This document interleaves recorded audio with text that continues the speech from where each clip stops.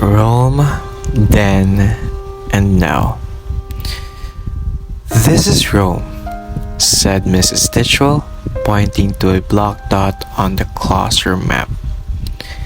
"But this is Rome too," she added, as she traced a circle that was so large it seemed to touch all four sides of the map.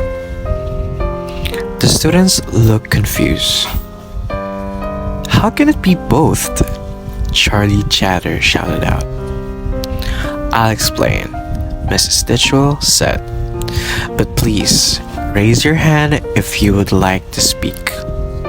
Charlie Chatter nodded. It was not the first time he had heard this. In fact, Mrs. Titchell had asked him to raise his hand many times. But it was hard for Charlie.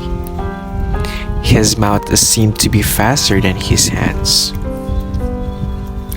Rome started out as a little town along the Tiber River, Mrs. Titchell explained. "Like Egypt on the Nile?" Charlie asked. "Yes," said Mrs. Titchell. "But let's see that hand." The students giggled. "As Charlie has just reminded us," Mrs. Titchell said, "many civilizations spring up along the banks of a river. Rome was no exception. It sprang up here on the banks of the Tiber River, among 7 hills. At first, Rome was just a few houses on a hill. Then it grew and grew and grew. After a while, people started building houses on other hills nearby. Then, the little towns on the hills grew together to make a big city. In fact, to this day, Rome is known as the City of 7 Hills. Then the Romans fought wars with their neighbors. The Romans won most of these wars.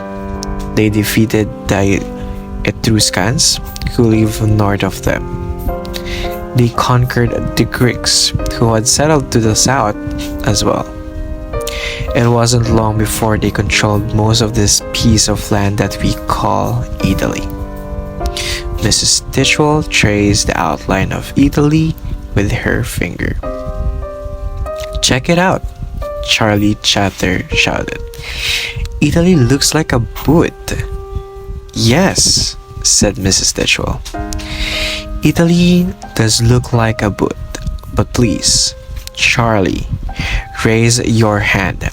This is your last warning. Now, does anyone know what this body of water that the boot of Italy sticks out into is called?" Rachel Redmuch, who always had her nose in a book, raised her hand. Mrs. Titchell called on her. "It's called the Mediterranean," said Rachel. "That's right," said Mrs. Titchell.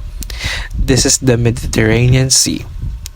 Rome grew so much that, at its peak, the Romans controlled all the land around the Mediterranean Sea.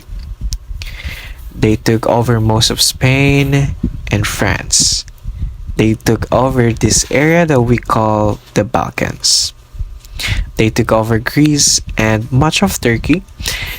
They took over the Middle East, Egypt, and the coast of North Africa." Team Timotable, who loved to learn about when things happen, put up his hands. "When was all this happening?" "Rome started growing about 2,500 years ago," Mrs. Titchell explained. "It started growing about 500 years before the birth of Jesus, in the years we call BC or BCE. It was still growing when Jesus was born. In fact, Jesus was born here, in a part of the Middle East that was controlled by the Romans." Team Timotable made a note of the date. Mrs. Titchell went on. We will be studying Rome for 3 weeks or so. Each day, we will have a report on a topic connected to ancient Rome.